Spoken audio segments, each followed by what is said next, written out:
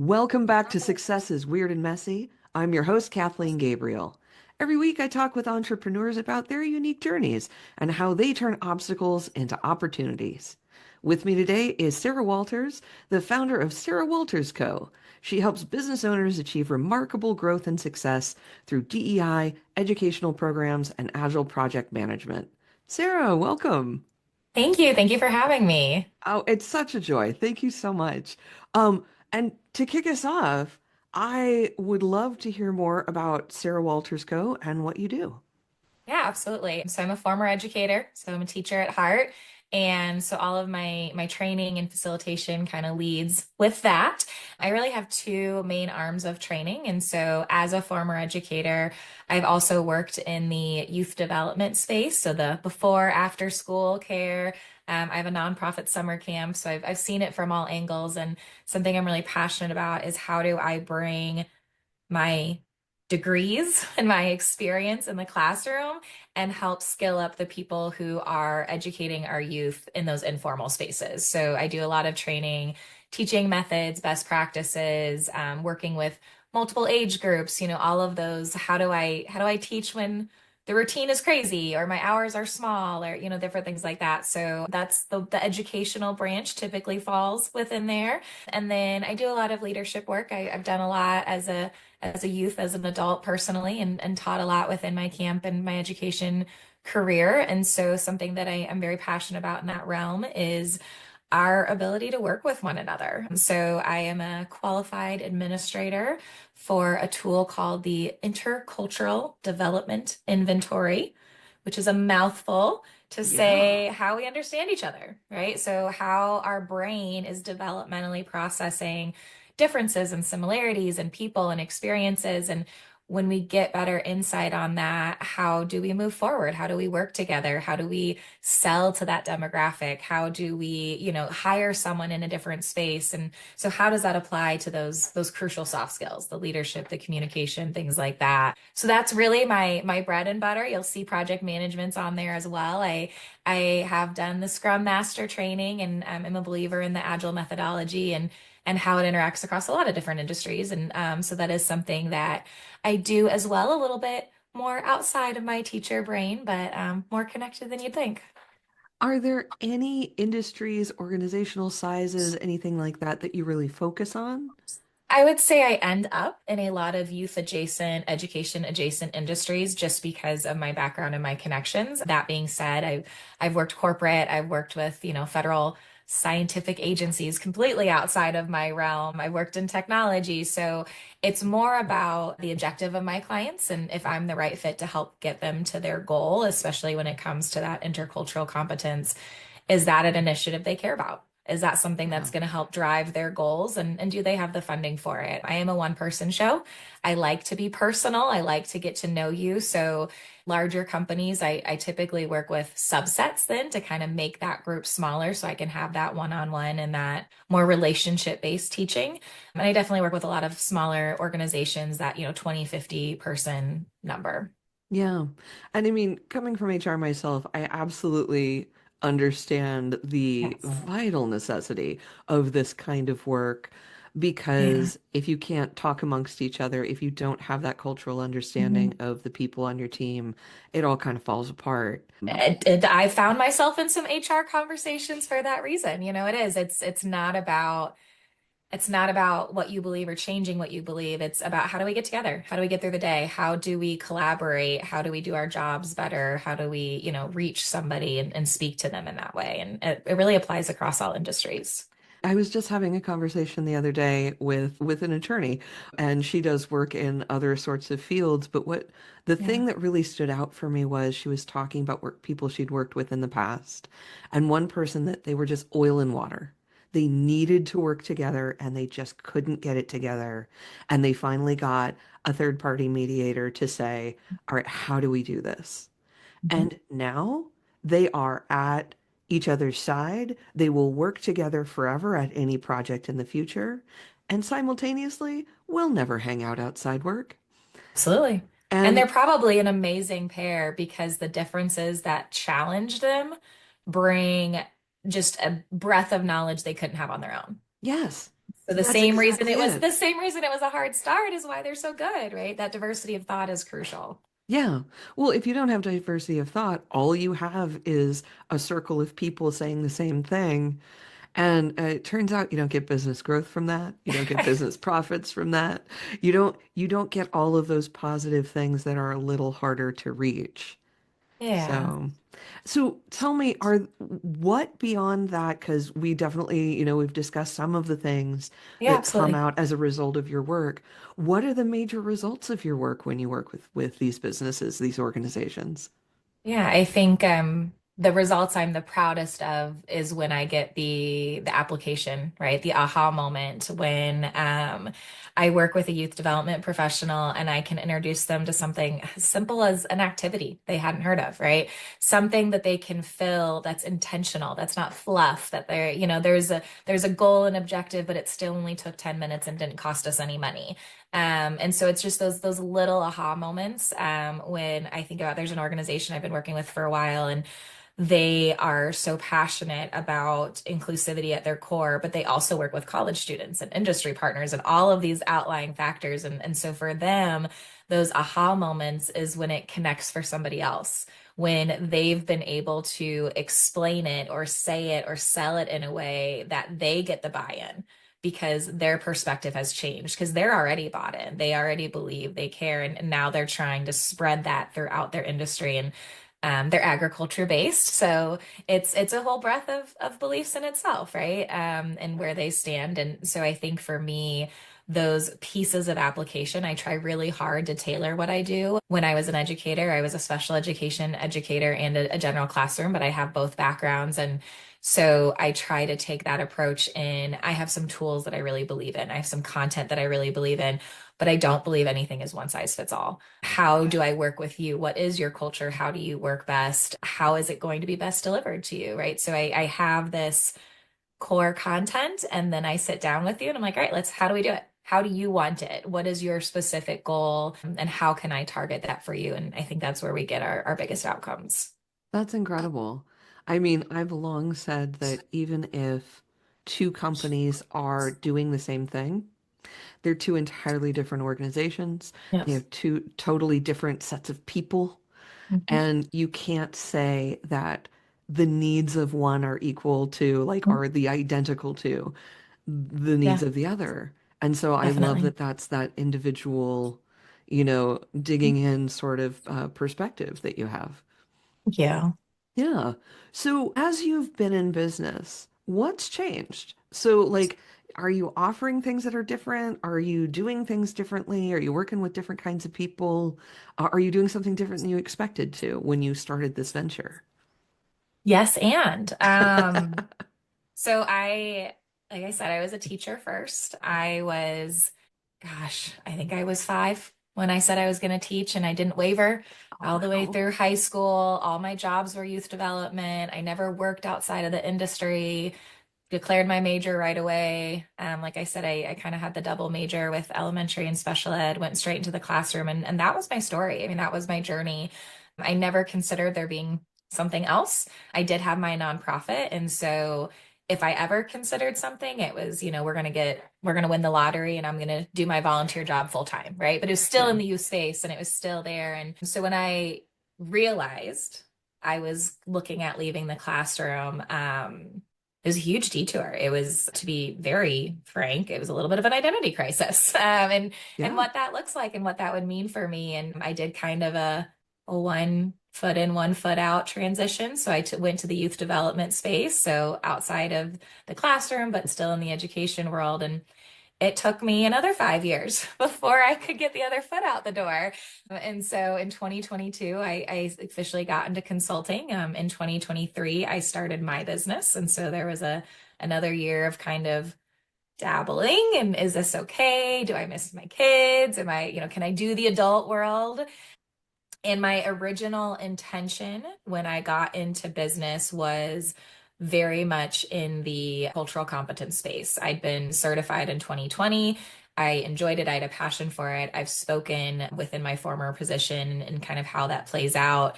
And then I happenstance, right? Your community and your network. And I got a contract with Boys and Girls Club and I started doing this teaching methods and I had never planned that and it made so much sense. It was such a perfect fit of my world and my passion and my belief. And so then that was added in and it's something I lead with a lot because it's such a perfect mix of who I am and where I come from. And then again, kind of community and who brings you a project management job came my way, and my immediate reaction was, I'm not a project manager. But it turns out the skills are very applicable to what I'd done in the world of education, in the world of youth development, and being in that administrative program coordinator role, what I've done with my camp. And so I spent a couple years in that role with one company consistently and really skilled up in the Scrum Master role and the agile methodologies and how to connect and apply. And so then that became an added service. And so now I have these three arms that kind of represent different points on my path and my journey and where I go from here. And it's definitely evolved over time as to, it never even being a thought in my brain to what it is now. Yeah. Well, one thing that I'm really glad that you pointed out was the idea of the identity crisis when you make a change. Yeah. That is, I think, under-acknowledged in, It's brutal. yeah, because, Yeah. and especially you from when you were a child Hmm. said, this is who I am and what I do. And in Hmm. our society, who we are and what we do are very intertwined. And Yes. so for you to say one day, I don't think this is what I do, it makes a really large question of, okay, well then who even am I? Yeah, and I think especially just because of what I was identified with as a classroom teacher, there was a lot of shame. There was a lot of guilt, Yeah. leaving my students, leaving my families. This idea that, I didn't fulfill my promise or I was somehow leaving them lacking. And so it took a really long time, and I wasn't even leaving yet. I was still in the education space and it took a really long time for me to feel like I still had a name and a voice in the education world that was valid, that was mine, and that was true. And I've gotten to a point now where I almost always will lead with, I'm a former educator because I am a teacher first and foremost. That is how my brain operates. It is where my heart comes from. It's how I lead in connection and networking. And I have this love of learning and love of connecting people and conversation. And a lot of that comes from that. And I have found and I have accepted and grown in the fact that the classroom was the logical answer because it is the most obvious answer. People don't tell you you can be a youth development specialist or a nonprofit owner or entrepreneur in the youth care work. Like those aren't titles when you're five, No, So turns so I out. clung, I clung to what made sense, and it's something I love to do with my nonprofit in my camp world. Is I love to introduce my youth to other careers because gosh, there are a lot of them, and we just don't know them all in elementary school and in middle school and high school and even college. And so, as I have gone through that identity crisis, and as I have circled back to being okay with how I identify as a teacher and who that is a part of me and where that's evolved, it's something I'm very passionate about putting out into the world because it is hard enough to go through it. It's harder if you don't realize so many other people have as well and why we have, right? Yeah. So yeah, it is certainly a conversation that needs to be had. No, I love that because I mean, you've really continued your life of service Hmm. and you have found other ways to be of service to your community that aren't being a classroom educator, Yeah, but leverage every skill that you developed from there. So, very much so. what's the difference between teaching kids and teaching adults then? Yeah. Oh gosh. It depends on the day. It's funny, people always lead with, "Oh, you were a teacher, you're so patient, I couldn't do it." And I laugh because I think it's easier to be patient with youth. Yeah, I think it's harder with adults. We come into a room of adults and you have a different level of expectations. You yeah, assume a certain level of etiquette and you assume, if I'm going to ask you a question, you're here, we're all adults, you're going to answer me. And yeah. turns out we're not that different from kids, and people get awkward and don't raise their hand and look down and, how do I avoid eye contact? Please don't call on me. And so it can be very similar, but is a different skill on my end as a facilitator where I have an innate patience with my 7 and 8 and 9 year olds because developmentally they're not supposed to get it yet. Right. If a And child I has low with emotional that. intelligence, like, of course a child has low emotional intelligence. They haven't learned it Right. yet. In my classroom, I had students who worked under my desk and students who worked in the window seat. It was, what do you need and where are you right now? And how can I support that? And that would look completely bizarre in the adult world if I had Yeah. people all over the room, although would argue sometimes it would be helpful. So the shift in just the perception has been fun, but has been different. We adults would like to think that we're significantly different, and it's not all that different. No, it We're all reminds still me. learning. It reminds me of, this is an old study at this point, but there was video of a study done of how social influence can destroy you in the moment in Mm, ways that you're not even anticipating. And it was, identify the correct two things together, and three people in the room are plants, and one person is the person studied. And yeah. the question is, how firm are you in your beliefs? And they say, "Oh, I'm very firm," or I don't know, man, I don't do very well at this." And then they see how well that tracks, because the three plants in the room start doing intentionally the wrong thing altogether. Yep. And so suddenly it's peer pressure and it's obviously wrong. But what does the person left do? Do they say, I'm going to go with my gut here? I'm going to say the right thing even though no one else is. And how many turns does it take before they just say, okay, fine, I guess that's the right thing? Yeah, gosh, I wish we grew out of peer pressure. Wouldn't that Yeah, be a me wonderful too. thing? We're susceptible. We are. I mean, as Yeah, adults, we have more tools, we have more awareness. Hopefully, we have more intentionality, right? We've learned, we've grown, we've changed, but there's a lot of that it hits the yeah. same.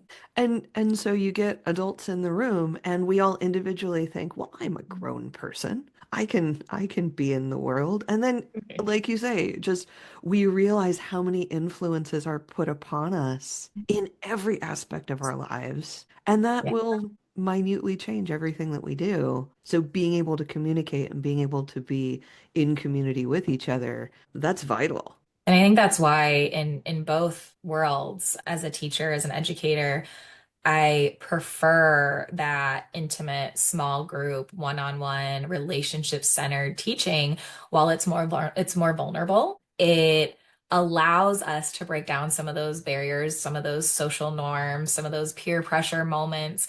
It's more likely for you to be comfortable and you to get what you need and me to feel like I've made the impact I need when we're not in large group settings. It's a lot easier to fall, kind of within everything and follow a path and those sorts of things where if it's possible, schedules, budgets, all of those things are real constraints, but that's always my number one preference if I can figure it out.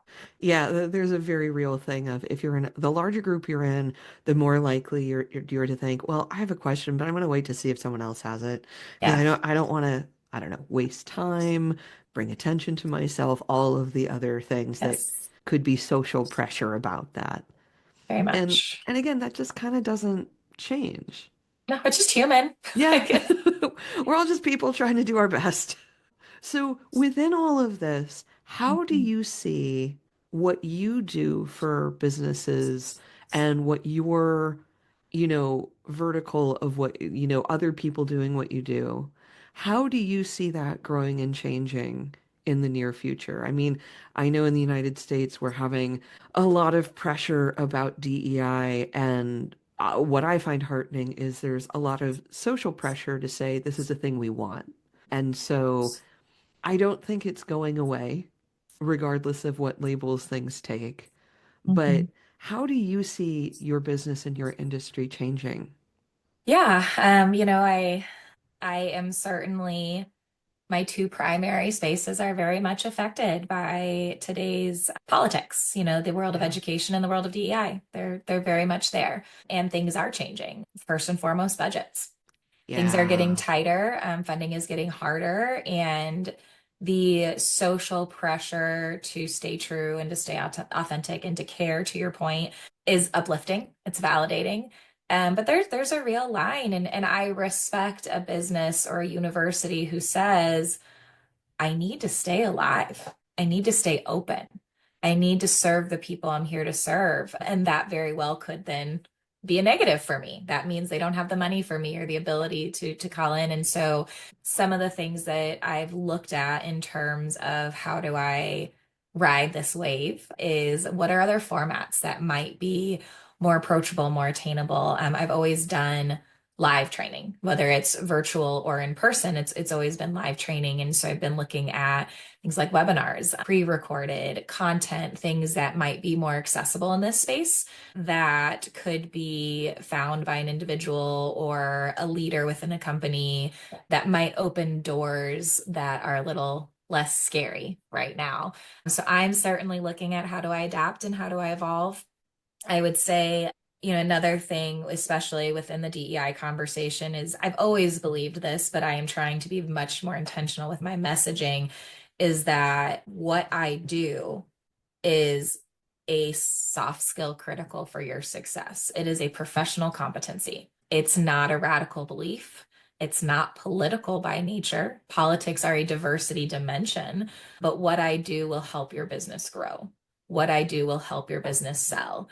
What I do will help your business collaborate. And so I think part of what I'm doing is educating on what I'm doing and giving that verbiage to people and giving those statistics to people. I started a blog in January on my website as an opportunity and an outlet to kind of have some of those conversations and what does this look like and why is this important and why is this something we still need in light of that. And so I don't have all of the answers. My business, like I said, is young. We're a year and a half in, and right now my focus is stability. And so looking at how can I adapt and evolve to find stability in an unstable time, ride this wave and see where it lands. I agree, like you, I don't think either education or DEI are ending. I think both are evolving as they always do. And whether I agree or disagree with the direction of evolution, we're constantly evolving and we learn and we figure it out, right? We learn where we're headed and we learn what it means and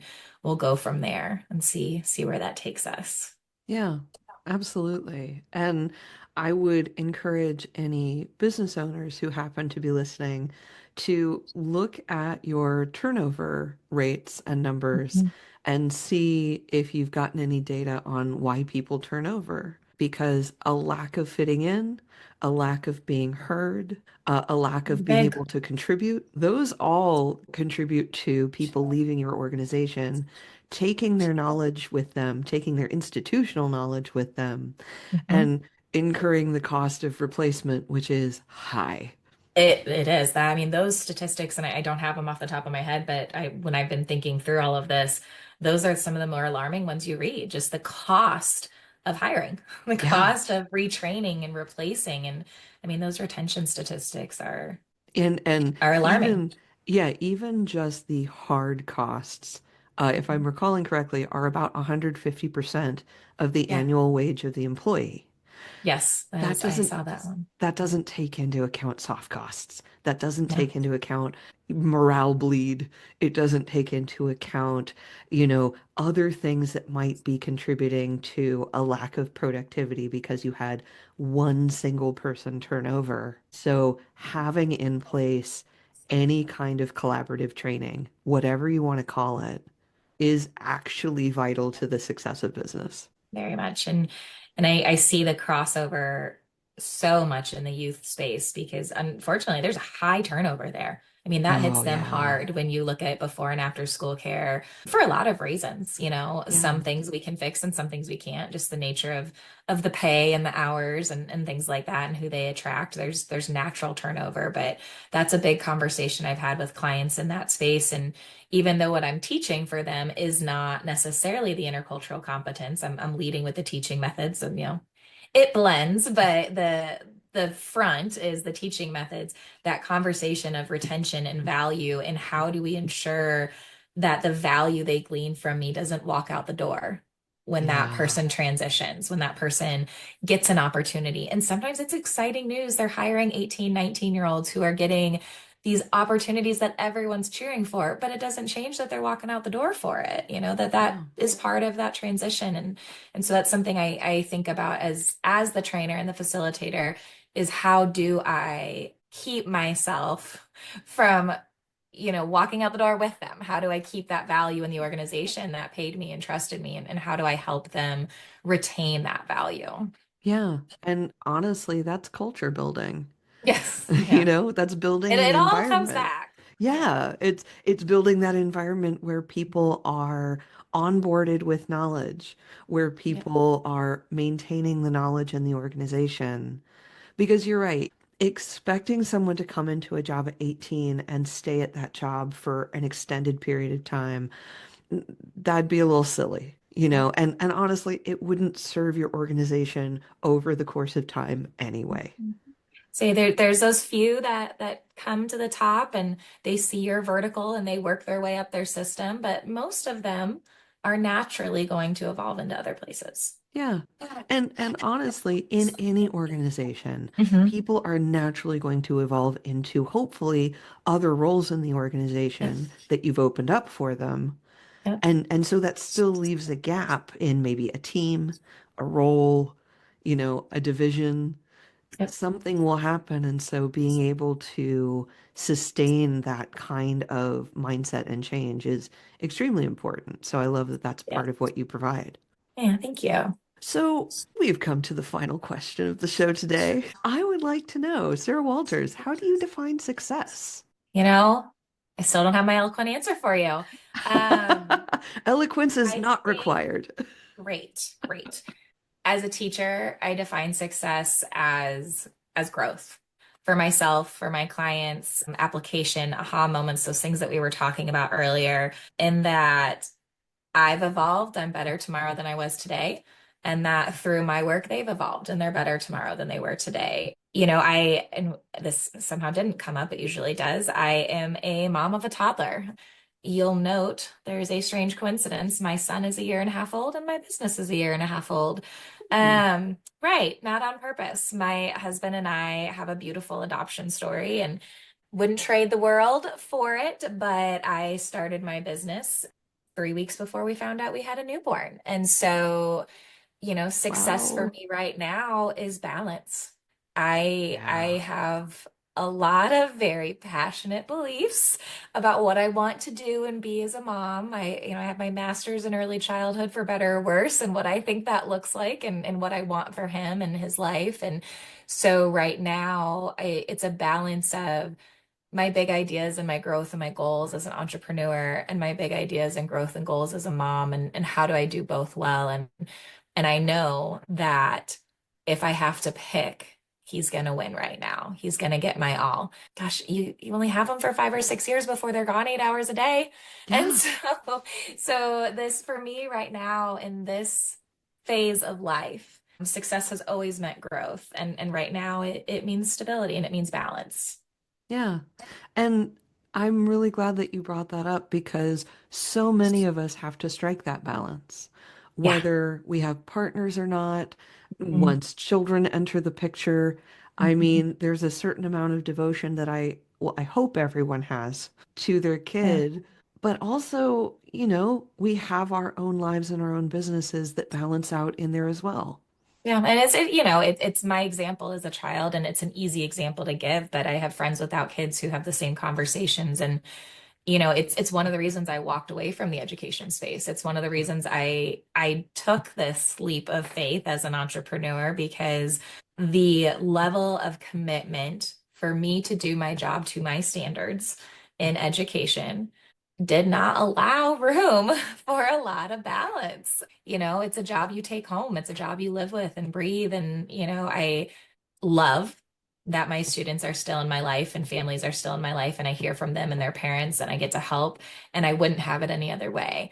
But it is a much harder job if I was still adding to that community of students and parents to have that balance with. And so, not that entrepreneurship is easy to balance by any means, but it does give me some boundaries. I am able to create a different formula for myself. I have a little bit more control in that realm, and I think that that's one of the beauties of the spectrum of entrepreneurship.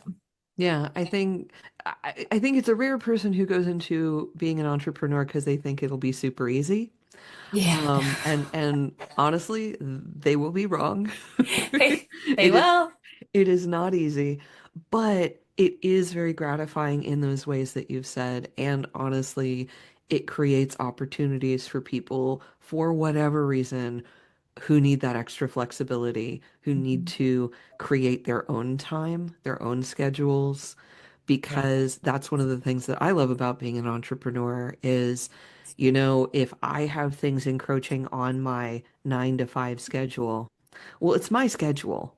I get to do with it what makes sense to me as Mhm. long as I'm still delivering for my clients. So, Absolutely. And if you have the discipline to yep. do that, it's powerful. It's Yeah. powerful to say I can pick my kid up early today because I want to, and because I'm ahead of schedule, or because I'm going to work after bedtime tonight, or whatever the case is, you have that power to meet people's needs in your way, your time, Yeah. your format.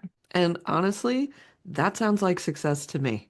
Like that, if that's what any entrepreneur comes out the other side with, that sounds like success to me.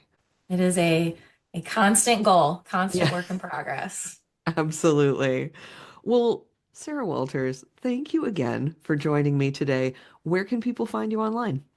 Absolutely. So my website is very straightforward. It's sarahwaltersco.com. It is Walters with an O. Doesn't sound that way. Everything can be found there. So my LinkedIn is there because that is under my maiden name. My married name was taken already, so it's Oh under Sarah no. Moorfield. I know. Gotta love social media. Things they don't tell you when you change your name. But so I am on Instagram at Sarah Wolters Co as well, and on Facebook, but LinkedIn and my website are probably the top two where I would send you for the information, and all the contact information is there as well. Okay, perfect. Well, we will have Sarah's links in the show notes. Thank you so much for listening. You can find Success is Weird and Messy wherever you get your podcasts. And it helps us so much if you follow, rate, and review. And if you like the show, tell a friend. We'll see you next week.